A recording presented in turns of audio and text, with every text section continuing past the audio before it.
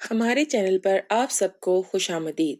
اگر آپ نے ابھی تک ہمارے چینل کو سبسکرائب نہیں کیا تو جلدی سے کر لیجئے اور بیل آئیکن بٹن کو پریس کر دیجئے تاکہ ہماری تمام نئے آنے والی ویڈیوز آپ کو ٹائملی مل سکیں۔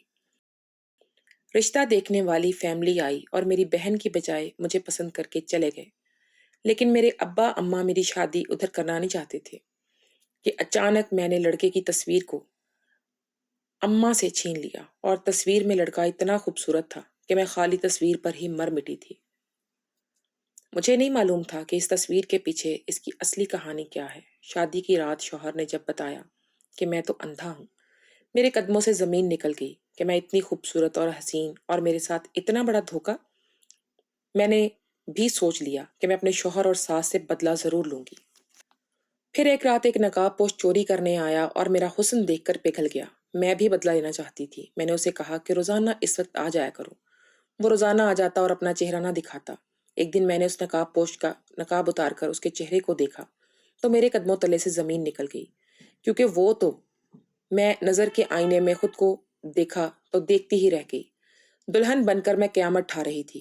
میرا حسن گلاب کی طرح کھلتا ہوا تھا۔ سرخ جوڑے نے اسے مزید دو آتشہ کر دیا تھا۔ میں بہت ہی خوش قسمت تھی جسے اللہ نے اس قدر خوبصورت رنگ و روپ سے نوازا تھا۔ جو بھی مجھے دیکھتا دیکھتا ہی رہ جاتا۔ میں ہمیشہ سے ہی زندگی میں بہت بڑے بڑے خواب دیکھا کرتی تھی۔ میں مڈل کلاس فیملی سے ہونے کے باوجود بھی مجھے یہ یقین تھا کہ میری خوبصورتی کی وجہ سے مجھے کوئی شہزادہ رخصت کروا کر لے جائے گا جو میرے حسن پر پوری طرح مر مٹے گا۔ ہم 5 بہنیں تھیں اور ہمارا کوئی بھائی نہیں تھا۔ میرے ابا اکیلے کمانے والے تھے۔ ان کے لیے گھر کا بوجھ اٹھانا بہت ہی مشکل تھا۔ ایسے میں جب بہنیں جوان ہوتی ہیں تو ابا کو ہماری شادیوں کی فکر ستانے لگی۔ میری باقی ساری بہنیں میری طرح خوبصورت نہیں تھی۔ میں نہ جانے کس پر چلی گئی تھی، کیونکہ میری اماں ابا بھی سانولی رنگت کے عام سے شکل و صورت والے انسان تھے۔ لیکن جب ہماری شادیوں کا وقت آیا تو مجھ سے دونوں بڑی بہنوں کے لیے کوئی رشتہ نہ آیا۔ غریبی کے ساتھ ساتھ معمولی شکل و صورت ہونا بھی لڑکیوں کے لیے ایک سزا بن جاتا ہے۔ ان دونوں کی قسمت میں بھی ایسا ہی کچھ لکھا ہوا تھا۔ جو بھی رشتہ لے کر آتا مجھے پسند کر کے چلا جاتا اور میری دونوں بڑی بہنیں میرا چہرہ تکتی رہ جاتی۔ مجھے اپنی بڑی بہنوں سے ہمدردی ہونے کے بجائے اپنے حسن پر غرور ہونے لگا۔ سب کی آنکھوں کا تارا بن گئی تھی میں، اور میرے ہوتے ہوئے میری باقی بہنوں کو کوئی پوچھنے والا نہیں تھا۔ اس نے ابا نے فیصلہ کیا کہ وہ سب سے پہلے مجھے رخصت کر دیں گے تاکہ ان کی باقی بیٹیوں کی شادیاں بھی ہو سکیں۔ میں نے بدلحاظی کی ساری حدیں پار کرتے ہوئے اپنے ابا سے کہہ دیا تھا کہ میں ان کے جیسی کسی غریب شخص سے شادی نہیں کرنا چاہتی اور نہ ہی اپنی باقی کی زندگی سسک سسک کر گزارنا چاہتی ہوں۔ مجھے کسی امیر شخص سے شادی کرنی تھی جب میری تمام خواہشات پوری کر سکتا ہو اور میری طرح مکمل اور خوبصورت ہوگا۔ میری بات سن کر ابا کا چہرہ اتر سا گیا تھا۔ شاید انہیں میری بات سے تکلیف پہنچی تھی، کیونکہ مجھے ان کی تکلیف کی کوئی فکر نہیں تھی، اور میری خوبصورتی نے مجھے اس قدر بد دماغ کر دیا تھا کہ مجھے دوسرے کی صحیح بات بھی غلط لگتی تھی اور اپنی غلط بات بھی ٹھیک لگتی۔ ایسے ہی ایک دن میری بڑی بہن کے لیے ایک رشتہ آیا، لیکن لڑکے کی ماں نے مجھے پسند کر لیا۔ ہمیشہ کی طرح میں نے غرور میں چور ہو کر ایک نظر اپنی بہن پر ڈالی، جس کا چہرہ اتر گیا اور وہ خاموشی سے مجھے دیکھتے ہوئے اپنے کمرے میں بند ہو گئی۔ لڑکے کی ماں نے اماں سے نہ جانے کیا بات کی تھی۔ وہ جاتے جاتے اپنے بیٹے کی تصویر اماں کے ہاتھ میں تھما گئی تھی۔ جیسے ہی وہ گھر سے باہر نکلی تو میں نے چپکے سے دروازے کی اور سے دیکھا تو یہ دیکھتا ہی آنکھیں حیرت سے پھیل گئی تھیں۔ وہ بہت بڑی گاڑی میں آئے تھے کہ آگے کی سیٹ پر ڈرائیور بیٹھا ہوا تھا۔ ان کے جاتے ہی میں نے اماں سے لڑکے کی تصویر مانگی تو اماں نے گھور کر مجھے دیکھا اور مجھے اماں کی الماری کے اوپر رکھی ہوئی تصویر نظر آ گئی۔ میں نے جھٹ سے تصویر اٹھا لی اور اماں کے کمرے سے بھاگ نکلی۔ چھت پر آ کر میں نے سکون کا سانس لیا اور جیسے ہی تصویر پر میری نظر پڑی تو میں تو پلک جھپکنا بھول گئی۔ وہ 27-28 سال کا خوبصورت نوجوان تھا۔ اس کی بڑی بڑی نیلی آنکھوں میں پہلے ہی نظر میں اپنا دل ہار بیٹھی۔ میں خود کو پرنسس سمجھتی تھی تو وہ بالکل بھی پرنس جیسا تھا۔ اس کا رنگ و روپ، خد و خال، سب کچھ بالکل ہی منفرد اور بہت ہی خوبصورت تھا۔ مجھے ایسا محسوس ہوا جیسے ہی شخص میرے لیے یہ بنا ہے۔ کافی دیر تک میں اس کی تصویر دیکھتی رہی اور جب نیچے آئی تو اماں غصے میں انتظار کر رہی تھی۔ جیسے ہی اماں نے میرے ہاتھ سے تصویر لی، میں نے فوراً گھر میں ہونے والا ہنگامہ کھڑا کر دیا۔ اماں نے ابا سے نہ جانے کیا کہا کہ ابا کہنے لگے اور یہ لڑکا تیرے قابل نہیں ہے۔ ابا کی بات سن کر مجھے پتنگے لگ گئے تھے کہ اماں نے ایک جملے پر ہی ابا نے فیصلہ نہیں کیسے کر دیا تھا۔ میں نے ہاتھ میں آئی ہر چیز توڑ دی اور خود کو کمرے میں بند کر دیا۔ اماں نے مجھے لاکھ سمجھانے کی کوشش کی لیکن مجھے کچھ بھی سمجھ نہیں آیا اور اماں نے تنگ آ کر میرا رشتہ طے کر دیا۔ وہ لوگ ہتھیلی پر سرسوں جمائے بیٹھے تھے۔ رشتہ ہوتے ہی 1 ہفتے کے اندر میری شادی بھی پکی ہو گئی۔ اماں ابا مجھ سے ناراض تھے اور انہوں نے مجھ سے کوئی بات نہیں کی تھی، لیکن میں دلہن بن کر بہت خوش اور مطمئن تھی۔ میری ساس تو مجھے دلہن کے روپ میں دیکھ کر صدقے اتار رہی تھی۔ میں خوب رخصت ہو کر اپنے شوہر کے ہمراہ سسرال پہنچ گئی۔ میری قسمت واقعی سونے کے قلم سے لکھی گئی تھی۔ یہ ایک بہت بڑا عالیشان گھر تھا۔ جس کمرے میں مجھے بٹھایا گیا وہ کسی محل کے کمرے سے کم نہیں تھا۔ میرا نام نازلی تھا اور مجھے ایسا محسوس ہو رہا تھا جیسے میں کسی جنت میں آ گئی ہوں۔ تھوڑی ہی دیر میں میرے شوہر محب کمرے میں تشریف لائے اور میرے چہرے پر گھونگھٹ ڈالی۔ اس کے دبے دبے قدموں کی چاپ سن رہی تھی میں۔ جذبات کی روانی سے میرا وجود کانپ رہا تھا۔ وہ میرے پاس آ کر بیٹھے اور میرے حسن کے قصیدے پڑھے۔ مجھے یقین تھا کہ میرے حسن تک پوری طرح مر مٹے گا وہ، اور پھر زندگی بھر میرا غلام ہو کر رہے گا۔ محب میرے پاس آ کر بیٹھا تو اس نے اپنے ہاتھ سے میرے چہرے کو چھونے کی کوشش کی۔ میں آنکھیں بند کیے اپنے چہرے پر اس کی انگلیوں کو محسوس کر رہی تھی۔ میں نے سن رکھا تھا کہ تم بہت حسین ہو، میں تمہیں دیکھتا نہیں سکتا، لیکن ساری زندگی اپنی انگلیوں سے تمہیں محسوس کر سکتا ہوں۔ محب کے لفظوں نے میرے سر پر آسمان گرا دیا تھا۔ میں صدمے میں محب کے چہرے کو دیکھنے لگی اور اس کے چہرے پر شاید تاثرات نے مجھے سمجھا دیا کیوں مجھے دیکھنے سے قاصر ہے۔ نہ جانے کتنے ہی لمحے میں گزر گئے اور ایسا لگا کہ آنکھوں سے سارے خواب نوچ لیے گئے ہوں۔ میں اپنے حسن پر نازاں تھی اور میرا شوہر میرے وہی حسن کو دیکھ کر بھی نہیں دیکھ سکتا تھا۔ میرے اندر بدلے کی آگ جنم لے رہی تھی۔ مجھے اپنے شوہر اور ساس سے نفرت ہو رہی تھی جنہوں نے اتنا بڑا سچ چھپا رکھا تھا۔ محب میرے پاس ہونے کے باوجود بھی مجھ سے بہت دور ہو چکا تھا، کیونکہ میرے دل میں اس کے لیے کوئی جذبات باقی نہیں رہے تھے۔ محب میں اور تو کوئی کمی نہیں تھی، لیکن وہ اندھا تھا۔ میں جو اپنے حسن سے اسے زیر کرنا چاہتی تھی، میرے سارے ارادے خاک میں مل گئے تھے۔ میرے اندر ایک بے چینی سی بھر گئی تھی۔ میں چاہتی تھی کہ میرا جیون ساتھی مجھے دیکھے، میرے حسن کی تعریف کرے، مجھے سراہے، میرا دیوانہ ہو جائے، لیکن ایسا کچھ بھی نہیں ہوا تھا۔ میں شادی کے بعد اپنے گھر بھی نہیں گئی تھی۔ میں اپنی بہنوں کا سامنا نہیں کرنا چاہتی تھی۔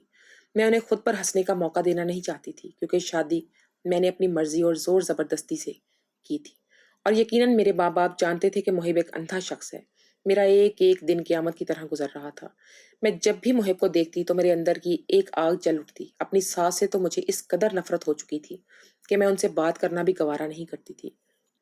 شادی کے 1 ہفتے بعد جو ایک دوست نے مجھے اور محب کو شادی کی خوشی میں دعوت دے کر اپنے گھر بلایا۔ پہلے تو میں نے صاف انکار کر دیا، لیکن جب محب نے زبردستی کی تو میں بہت ہی برے دل سے اس کے ساتھ چلی گئی۔ محب کے کہنے پر میں بہت اچھی طرح سے تیار ہو گئی تھی، لیکن وہاں جا کر میں مزید احساس محرومی میں مبتلا ہو گئی۔ محب کا دوست اپنی بیوی کے آگے پیچھے گھوم رہا تھا، جبکہ وہ ایک عام سی شکل و صورت والی سانولی سی عورت تھی۔ محب کے دوست نے سلام کرنے کے بعد سے لے کر کھانا کھانے تک ایک نظر اٹھا کر میری طرف نہیں دیکھا تھا۔ وہ تو اپنی بیوی ذل کے پیچھے ایسے لٹو تھا کوئی حسن کی دیوی ہو جیسے۔ ذل میرے مقابلے میں کچھ بھی نہیں تھی، لیکن شاید اس کی تعریفوں کے پل باندھ رہا تھا وہ۔ میں سارا وقت ان دونوں کو دیکھتی رہی۔ جب گھر واپس لوٹی تو میرا دل ہر چیز سے اچاٹ ہو چکا تھا۔ یہ بڑا سا گھر، مال و دولت بھی آج مجھے بے معنی لگ رہا تھا۔ محب کا رویہ میرے ساتھ بہت ہی اچھا تھا، لیکن میرا دل چاہتا کہ اس کو چھوڑ کر کہیں بھاگ جاؤں۔ محب نے تو مجھے دیکھ بھی نہیں سکتے نا، میری خوبصورتی کو کیسے بیان کرتا وہ۔ وہ کمپنی کے کام سے اپنے پارٹنر کے ساتھ دوسرے شہر جا رہے تھے اور مجھے بھی اپنے ساتھ لے جانا چاہتے تھے، لیکن میں نے صاف انکار کر دیا۔ میں تنہا رہنا چاہتی تھی۔ محب کو گئے 2 دن ہی گزرے تھے کہ رات ہمارے گھر ایک نقاب پوش چور آ گیا۔ گھر کے باہر سیکیورٹی گارڈ بھی موجود تھے، لیکن نہ جانے وہ کیسے میرے کمرے تک پہنچ گیا۔ اس کے ہاتھ میں ایک تھیلا تھا اور وہ مجھ سے تجوری کا نمبر پوچھ رہا تھا۔ وہ پوری منصوبہ بندی سے آیا تھا، اسے تجوری صرف اس میں رکھے پیسے چاہیے تھے۔ میں نے ڈرتے ڈرتے اس تجوری کا لاک نمبر بتا دیا۔ کہنے میں پیسے بھرنے کے بعد جب وہ جانے کے لیے پلٹا تو اس نے ایک نظر مجھ پر ڈالی اور میرے قریب چلا آیا۔ میں خوف کے مارے کانپنے لگی۔ اس نے میرا رخساروں پر ہاتھ پھیرنے لگا کہ وہ خوبصورتی کا دیوانہ ہے اور مجھے کوئی نقصان نہیں پہنچائے گا۔ میں اس کا چہرہ تو نہیں دیکھ سکتی تھی، لیکن اس کے اندر سے مجھے اندازہ ہو گیا تھا کہ وہ میرے حسن کے زیر اثر آ گیا ہے۔ وہ ایک قدم میرے قریب ہوا تو میری سانس رکنے لگی۔ وہ میرے ایک ایک نقش کی تعریف ایسے کر رہا تھا کہ میں حیران رہ گئی۔ میں خوبصورتی سے پوری طرح گھائل ہو چکا تھا وہ، اور میری قربت میں پگھلتا جا رہا تھا۔ اچانک میرے دل میں اپنے شوہر اور ساس سے بدلہ لینے کا خیال آیا، تو میں نے اسے کہا کہ اگر وہ مجھ سے ملنے کے لیے آنا چاہتا ہے تو روزانہ دوپہر 3 بجے آ جایا کرے۔ میری بات سن کر وہ چونک گیا۔ میں نے کہا فکر نہ کرو، میرا شوہر کام پر ہوتا ہے اور میری ساس ساری دوپہر اپنے کمرے میں بند سوئی ہوئی رہتی ہے۔ وہ سن کر خاموش ہو گیا اور خوش بھی، اور یہ وعدہ کر کے چلا گیا کہ وہ روز مجھ سے ملنے کے لیے آئے گا۔ میرے اندر انتقام کا جو ناگ پھن پھیلائے بیٹھا تھا اسے تسکین پہنچ رہی تھی۔ مجھے اس بات سے مجھے کوئی فرق نہیں پڑ رہا تھا کہ میں غیر مرد کے ساتھ وقت گزاروں گی، مجھے بلکہ اس بات کی خوشی تھی کہ مجھے زندگی میں بھی کوئی ایسا آ گیا ہے جو میرے حسن کی پوری طرح سراہے گا اور مجھے اپنا حق دے گا۔ میں نے کسی کو بھی اس چوری کے بارے میں نہیں بتایا تھا۔ محب تو 1 ہفتے کے لیے گئے ہوئے تھے اور میری ساس روز ہی دوپہر کو اپنے کمرے میں بند رہتی تھی۔ اگلے روز دوپہر کو نقاب پوش چلا آیا پھر، اور سیدھا میرے کمرے میں آ گیا۔ میں اس کے منتظر تھی اور پوری طرح سج سور کر بیٹھی تھی۔ کئی لمحوں تک وہ مجھے دیکھتا رہا اور اس کے لہجے میں میرے لیے چاشنی کھل گئی تھی۔ وہ جس طرح سے میرے حسن کے قصیدے پڑھ رہا تھا، میں دیوانی ہو رہی تھی۔ میری انا کو تسکین پہنچ رہی تھی اور میں صحیح اور غلط کا فرق بھول کر خود کو اسے سونپ چکی تھی۔ اس نے اپنا نقاب نہیں اتارا تھا اور ایسے ہی 2 گھنٹے میرے ساتھ خوبصورت لمحات گزارتا رہا۔ پھر اگلے دن آنے کا وعدہ کر کے چلا گیا۔ میری روح میں سکون اتر گیا تھا اور میرا انتقام پورا ہو چکا تھا۔ میری ساس نے اپنی سوسائٹی اور دنیا والوں کو دکھانے کے لیے اپنے اندھے بیٹے کے لیے خوبصورت بہو ڈھونڈ لی تھی، اور اب وہ مجھ سے پوری طرح غافل ہو چکی تھی۔ انہیں تو میرے بارے میں کچھ بھی معلوم نہیں تھا، اور دوپہر میں ہی وہ نقاب پوش مجھ سے ملنے کے لیے آتا تھا اور میں اس کا انتظار کرنے لگی۔ میں اس کے لیے ایسے تیار ہوئی تھی جیسے وہ میرا شوہر ہو، اور اس کے آنے سے پہلے میں کمرے کو پوری طرح خوشبوؤں سے معطر کر دیتی اور اس کے آتے ہی کمرے میں اندھیرا کر کے اس کی باہوں میں سما جاتی۔ کچھ ہی دن گزرے کہ مجھے اس کا چہرہ دیکھنے کا شوق ہونے لگا، لیکن وہ کبھی اپنا نقاب نہیں ہٹاتا تھا۔ محب کو اگلے دن واپس آنا تھا اور میں اسے پہلے نقاب پوش کا چہرہ دیکھنا چاہتی تھی۔ اسے جب دوپہر کو وہ مجھ سے ملنے کے لیے آیا تو اچانک ہی اس کے چہرے سے میں نے نقاب اتار دیا۔ جیسے ہی اس کا نقاب اترا، میرے قدموں تلے سے زمین نکل گئی۔ وقت رک سا گیا تھا اور میرے لیے سانس لینا بھی دوبر ہو گیا تھا۔ مجھے اپنی آنکھوں پر یقین نہیں آیا تھا، کیونکہ وہ کوئی شخص چور نہیں تھا۔ میں نے لڑکھڑاتی زبان سے پوچھا کہ یہ سب کیا ہے؟ تو وہ کہنے لگا کہ جو تم چاہتی تھی میں نے وہی تو کیا ہے۔ پھر تمہیں کیا اعتراض ہے؟ تمہیں اپنے حسن کی تعریف سننی تھی نا۔ میں نے بہت اچھے سے تمہاری تعریف کی اور تمہارے اندر بلتی آگ کو بجھا دیا۔ میں نے دھکا دے کر اسے خود سے دور کیا۔ میرے وہم و گمان میں بھی نہیں تھا کہ وہ میرے ساتھ وقت گزارنے والا کوئی اور نہیں بلکہ میرے شوہر کا دوست شاہد ہے۔ وہ مسکرا کر کہنے لگا کہ اتنے دنوں سے میرے ساتھ خوش ہو تو آج میرا چہرہ دیکھ کر کیوں کانپ رہی ہو؟ میں اچھی طرح جانتا ہوں کہ تم اپنے اندھے شوہر کے ساتھ خوش نہیں ہو، اور میں بھی اپنی بدصورت بیوی کے ساتھ نہیں رہنا چاہتا۔ ہم دونوں ایک دوسرے کو مکمل کر سکتے ہیں۔ آپ اپنی بیوی سے اتنی محبت کرتے ہیں، میں نے کہا، پھر اسے اتنا بڑا دھوکہ کیسے دے سکتے ہیں؟ میں یقین ہی نہیں کر پا رہی تھی کہ وہ جو اپنی بیوی کے آگے پیچھے لٹو تھا، وہ کیسے اسے بدصورت کہہ رہا تھا۔ شاہد ہنستے ہوئے کہنے لگا کہ مجھے اپنی بیوی سے بالکل بھی محبت نہیں ہے، بلکہ اس کی جائیداد سے محبت ہے جو وہ اپنے جہیز میں لائی تھی۔ لیکن وہ اس قدر ظالم عورت ہے کہ اتنے عرصے بعد بھی اس نے میرے نام پر کچھ نہیں کیا۔ اب بھی مجھے اس سے 1 روپیہ مانگنا پڑتا ہے۔ اس رات بھی تمہارے گھر چوری کرنے کے لیے اس لیے آیا تھا کیونکہ مجھے کچھ پیسوں کی ضرورت تھی۔ اب میں جانتا تھا کہ محب گھر پر نہیں ہے، لیکن تمہاری خوبصورتی نے مجھے پگھلا کر رکھ دیا، اور جیسے ہی میں تمہارے قریب آیا مجھے اس بات کا احساس ہو گیا کہ تم کیا چاہتی ہو۔ دعوت میں بھی تم جس حسرت بھری نظروں سے مجھے اور میری بیوی کو دیکھ رہی تھی، میں سمجھ گیا تھا یہ ایک مرد کی تعریف بھرے جملے تمہاری کمزوری ہیں۔ تو اپنے حسن کے قصیدے سننا چاہتی تھی، اور اسی بات کا فائدہ اٹھا کر میں نے اس رات تمہیں اپنے بس میں کر لیا، اور اس باتیں سن کر مجھے ایسا لگ رہا تھا جیسے میں کسی اندھی قبر میں اتر گئی ہوں جہاں سے باہر نکلنا ممکن نہیں۔ جب میں نے پہلی دفعہ شاہد اور اس کی بیوی کو ایک ساتھ دیکھا تھا تو میرے اندر احساس کمتری نے ضرور جنم لیا تھا، لیکن میں یہ جانتی نہیں تھی کہ ان دونوں کا رشتہ اس قدر کھوکھلا ہے۔ وہ جو شوہر اپنی بیوی کے پیچھے اس قدر دیوانہ نظر آ رہا تھا، بس اس کی نظر دولت کا عاشق تھا، صرف اس کی دولت چاہیے تھی اسے۔ شاہد نے جیسے ہی میری طرف دوبارہ قدم بڑھائے تو میں پیچھے ہٹ گئی۔ یہ سوچ کر ہی میرا دم گھٹنے لگا تھا کہ میں اپنے ہی شوہر کے دوست کے ساتھ اس طرح کا تعلق بنا چکی ہوں۔ میں نے شاہد کو کہا کہ وہ ابھی اور اسی وقت واپس لوٹ جائے اور کبھی میری طرف نظر اٹھا کر بھی نہ دیکھنا۔ حیرت سے دیکھنے لگا وہ مجھے اور کہنے لگا، تمہیں کیا ہو گیا ہے؟ ہم دونوں ایک ساتھ خوش ہیں، اس بات سے کیا فرق پڑتا ہے کہ میں تمہارے شوہر کا دوست ہوں؟ مجھے اس بات سے فرق پڑتا تھا کہ جن میاں بیوی کو دیکھنے کے بعد مجھے اپنا رشتہ کھوکھلا محسوس ہونے لگا تھا، دراصل ان کا رشتہ سوائے جھوٹ اور دھوکے کے کچھ بھی نہیں تھا۔ میں نے شاہد سے کہا کہ اگر وہ یہاں سے فوراً نہ گیا تو میں شور مچا دوں گی۔ میری بات سنتے ہی وہ فوراً چلا گیا۔ آج مجھے احساس ہو رہا تھا کہ میں کس قدر غلط راستے پر چل پڑی تھی۔ میں گمراہ ہو گئی تھی اور میں نے اپنے شوہر کی پیٹھ پیچھے بہت بڑا گناہ کر دیا تھا۔ میرا شوہر مجھے دیکھ نہیں سکتا تھا، لیکن وہ میرے ساتھ بے ایمان نہیں تھا۔ میں جائے نماز بچھا کر بیٹھ کے اپنے رب سے معافی مانگ رہی تھی۔ مجھے پتا نہیں چلا تھا کہ کتنے گھنٹے گزر گئے تھے۔ میں ہاتھ میں دعا میں اٹھائے ہوئے بنا کچھ کہے روئے جا رہی تھی۔ سوچ رہی تھی کہ اگر شاہد کی جگہ کوئی اور شخص ہوتا تو شاید مجھے اس بات کا احساس ہی نہ ہوتا کہ میں کتنا بڑا غلط قدم اٹھا چکی ہوں۔ شاید میرے رب کو میری کوئی بات پسند آ گئی تھی جو مجھ پر جلد ہی شاہد اور اس کی بیوی کے رشتے کی حقیقت کھل گئی تھی۔ جب میں نے آنکھیں کھولی تو میں یہ دیکھ کر میری جان نکل گئی کہ محب میرے برابر میں بیٹھے تھے اور ان کی نگاہیں میرے چہرے پر جمی ہوئی تھی۔ مجھے پتا بھی نہیں چلا کہ محب کمرے میں آ کر میرے پاس بیٹھ کے میں نے جلدی سے اپنے آنسو پہنچے۔ میں نہیں چاہتی تھی کہ وہ یہ جانے کہ میں رو رہی ہوں۔ اس سے پہلے کہ میں اپنے آنسو پوری طرح پہنچتی انہوں نے میرا ہاتھ اپنے ہاتھ میں لے لیا۔ وہ کہہ رہے تھے تم سچ میں ہی جنت کی حور ہو، سوچ بھی نہیں سکتا تھا کہ میری بیوی اس قدر حسین ہوگی۔ میں حیرت سے محب کی طرف دیکھنے لگی جن کی نگاہیں اب بھی میرے چہرے پر جمی ہوئی تھی۔ مجھے ایسا محسوس ہو رہا تھا جیسے وہ میرا چہرہ دیکھ سکتے ہوں۔ محب کہنے لگے کہ وہ کام کے سلسلے میں دوسرے شہر گئے تھے، لیکن انہیں وہاں پرانا دوست مل گیا جس کا بھائی آنکھوں کا ڈاکٹر تھا، اور اس نے محب کی آنکھوں کا آپریشن کر کے ان کی بینائی ٹھیک کر دی ہے، اور اب وہ مجھے دیکھ سکتے ہیں۔ میں نے بے یقینی سے محب کی طرف دیکھا، ان کی آنکھوں میں خاص چمک تھی اور وہ والہانہ انداز سے میری طرف دیکھ رہے تھے۔ انہیں بنا کچھ کہے ان کے سینے سے لگ کر میں پھوٹ پھوٹ کر رونا شروع کر چکی تھی۔ میں ان کی غیر موجودگی میں ان کے ساتھ دھوکہ کیا تھا، اور یہی بات مجھے پوری طرح کھٹک رہی تھی۔ میں نے روتے ہوئے محب سے کہا کہ میں انہیں کچھ بتانا چاہتی ہوں جس کے بعد شاید ہمارا رشتہ قائم نہ رہ سکے۔ اس سے پہلے کہ میں کچھ آگے کہتی، محب نے میرے منہ پر ہاتھ رکھ دیا اور کہنے لگے، میں تمہارے آنسو اور تمہاری تڑپ دیکھ چکا ہوں۔ میں جانتا ہوں تم نے جو بھی غلطی کی ہے تمہیں اس پر پچھتاوا ہے، تم نے رب سے معافی مانگ لی ہے، اور میں نے بھی بنا جانے ہی تمہیں معاف کر دیا۔ صرف اللہ ہی بندوں کے گناہ دیکھتے ہوئے بھی انہیں معاف کر دیتا ہے۔ ان میں انسان ہوں اور میں شاید اتنا حوصلہ نہ رکھتا ہوں کہ تمہارا گناہ جاننے کے بعد تمہیں معاف کر سکوں، اس لیے میں تمہاری غلطی نہیں جانا چاہتا، تمہیں بس معاف کرنا چاہتا ہوں۔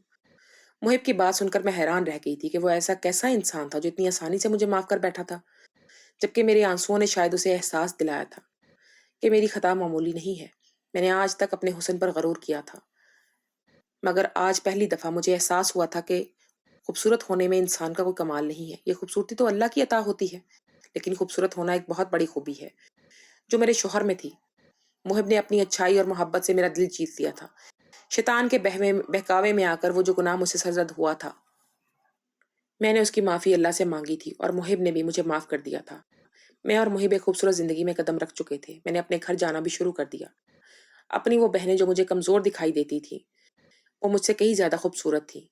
بس مجھے یہ نظر اب ملی تھی جس سے اب میں ان کی خوبصورتی دیکھ سکتی تھی۔ کچھ دنوں بعد جب محب نے مجھے بتایا کہ شاہد کی بیوی نے اسے چھوڑ دیا ہے کیونکہ شاہد کا کئی عورتوں کے ساتھ تعلق تھا، وہ روپے کا محتاج ہو چکا تھا اور اپنی زندگی سے تنگ آ کر اس نے خودکشی کر لی تھی۔ وہ اپنے انجام کو پہنچ چکا تھا کیونکہ اسے اس بات کا احساس نہیں ہو سکا تھا کہ جو کچھ وہ کر رہا ہے وہ سوائے گناہ کے اور کچھ بھی نہیں۔ ہم انسان بھی کتنے نادان ہوتے ہیں، اسے ظاہری خوبصورتی کے پیچھے دیوانے ہو جاتے ہیں جس میں انسان کا کوئی کمال ہی نہیں ہوتا۔ ایک خوبصورت مرد یا عورت کا ساتھ آپ کی خوبصورتی کو، زندگی کو خوبصورت نہیں بنا سکتا، لیکن ایک احساس کرنے والا دل اور وفادار انسان ضرور آپ کی زندگی میں خوشیاں بھر سکتا ہے۔ مجھے اپنی خوش قسمتی پر ناز تھا کہ صحیح معنوں میں مجھے اللہ نے محب جیسا شوہر عطا کیا جس نے میری خطاؤں کو معاف کر کے محبت سے مجھے دکھا۔ میں ہر دم اپنے اللہ کا شکر ادا کرتی ہوں۔ دوستو، آپ کو ہماری کہانی کیسی لگی؟ اپنی قیمتی رائے سے ہمیں ضرور آگاہ کیجیے گا، اور مزید نئی کہانیوں کے لیے ہمارے ساتھ رہیے گا۔ آپ کا بہت شکریہ۔